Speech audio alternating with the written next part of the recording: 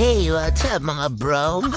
Eto, mainit na balita. Yao Ming pinapababa na sa pwesto ng ilang Chinese fans bilang head ng Chinese basketball program sa China at isang sikat na sports analyst sa China nakiusap na bumaba na daw sa pwesto si Yao Ming dahil sa magkakasunod na talo sa FIBA.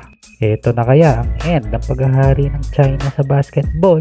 Pilipinas na ba at Japan ang hari ng basketball ngayon sa Asia? Tunghayan ang lahat ng yan sa video natin ngayong araw.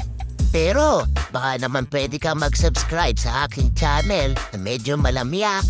Pero sa umpisa lang yan at babawi sa dulo. Mula sa kilalang Chinese website, mainit ngayon ang topic tungkol nga sa pagkatalo ng Chinese national team sa team ng Japan kamakailan. Matapos kasi ang 88 years na paghahari ng China sa Japan basketball ay nagawang tapusin ng mga Japanese ang kanilang paghihirap sa FIBA Asia Cup. At dahil nga sa mga pangyayaring ito, nagsilabasa ng ilang article mula sa sikat na website sa China at binabatikos na nga nila ang pamamahala ng dating NBA superstar na si Yao Ming dahil umano sa sunod-sunod na pagkatalo ng kanilang national team.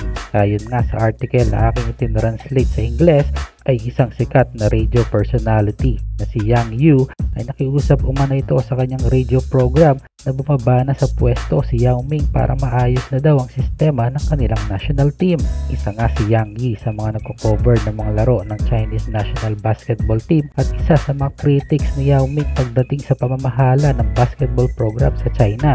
Sabi ni Yi ay pagkatapos umano ng Paris Olympics ay kailangan na umano bumaba ni Yao Ming sa pwesto. Binatikos din ni Yang Yi ang kasalukuyang coach ng China na si Djordjevic at sinabing yun na daw ang last game ng Serbian coach dahil after Paris Olympics ay tapos na rin ang kontrata nito sa China. Dinagdag pa ni Yang Yi na disastrous umano ang pagkatalo nila sa World Cup at Asian Games kaya naman dapat daw na umalis na si Djordjevic at Yao Ming kung nirerespeto nila ang Chinese basketball community maging sa CBA na si Yao Ming nga ang commissioner.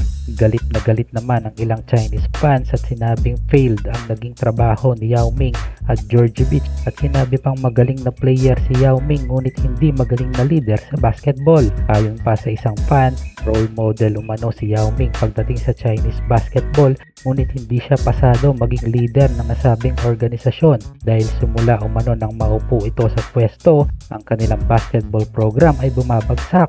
Ang pagkatalo umano ng China sa Philippines ay hindi kapani-paniwala pati na rin ang pagkatalo ng China sa Japan na matagal na nilang iniingatan ay natapos na lang bigla. Marami din dismayadong Chinese fans ang naglabas ng hinaing dahil nga sa pagbagsak ng laro ng mga Chinese at hindi na raw ito nakakatuwa. Eto na kaya ang end ng paghahari ng China sa basketball sa Asia? Pilipinas na ba at Japan ang hari ng basketball ngayon dito?